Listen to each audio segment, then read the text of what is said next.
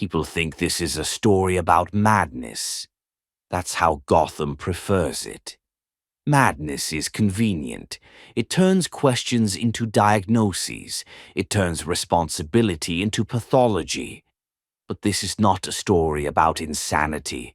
It's a story about comfort, about a city that learned how to suffer quietly, about power that learned how to hide politely, and about a man in a mask who made all of it feel necessary.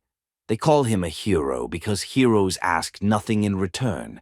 No change, no accountability, no understanding, just gratitude. I'm not here to burn Gotham down.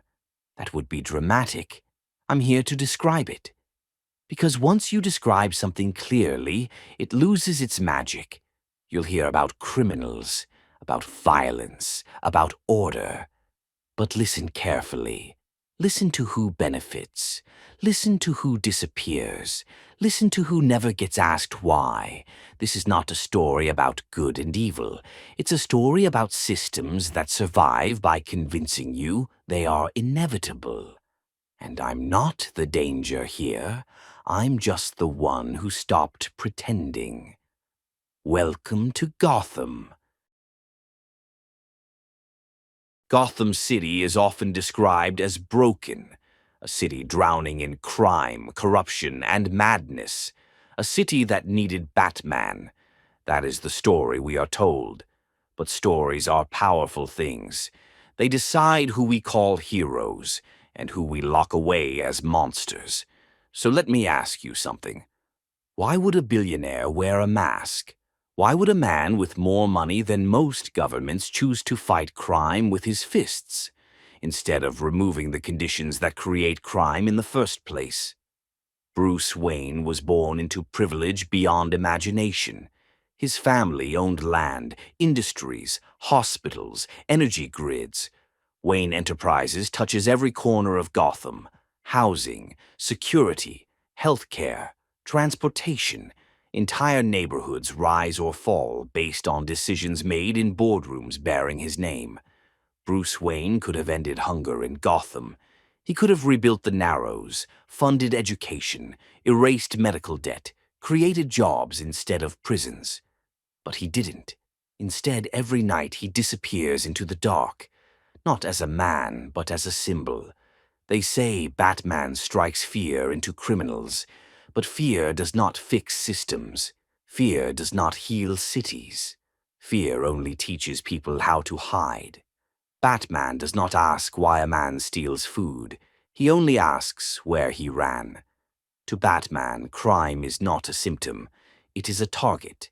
And Gotham applauds him for it. Police officers shine a light into the sky, not as a call for help, but as an admission of failure. They no longer protect the city. They wait for someone else to do it for them. A masked billionaire becomes judge, jury, and executioner, while the root of Gotham's suffering remains untouched. Every punch is treated like justice, every broken bone a victory. But ask yourself this: if Batman is winning, why does Gotham never get better? Because Gotham cannot heal as long as its savior needs it broken. Bruce Wayne does not fight crime to save Gotham. He fights crime to preserve the story where he is still needed. And nowhere is this story more carefully protected than inside the walls of Arkham Asylum. Arkham is officially a hospital, a place for the criminally insane, a symbol of compassion. In reality, it is a vault, a place where inconvenient people disappear. Men and women who see through the lie, whistleblowers, activists, people who connect the dots between crime, poverty, and power. They are not treated. They are contained, because madness is easier to dismiss than truth.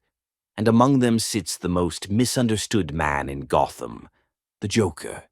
They call him a monster, an agent of chaos, a madman who wants to watch the world burn.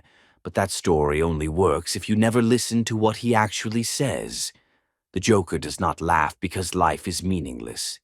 He laughs because the meaning is obvious, and everyone pretends not to see it. He understands something Batman never will, that Gotham is not sick because of criminals. Gotham is sick because of the system that creates them, and then profits from their existence. The Joker sees Batman clearly.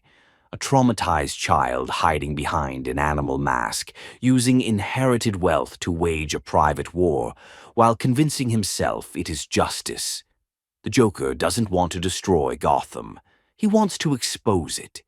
He wants to hold up a mirror so honest that even the man behind the mask can no longer look away. "Funny thing about masks," he once said. "The longer you wear one, the harder it is to remember why you put it on." Batman believes he is order, but he operates outside the law, above accountability, beyond consequence. Every criminal he defeats is replaced by another, because nothing underneath ever changes, and deep down, Bruce Wayne knows this. That is why he cannot stop. If Gotham were truly saved, Batman would have no purpose, no mission, no excuse. Just a billionaire alone with his trauma and the realization that he chose violence over responsibility. The Joker understands this conflict.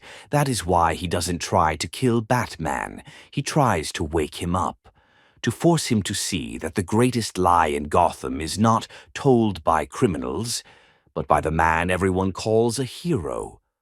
A city does not need a bat. It needs someone brave enough to dismantle the system that feeds on suffering.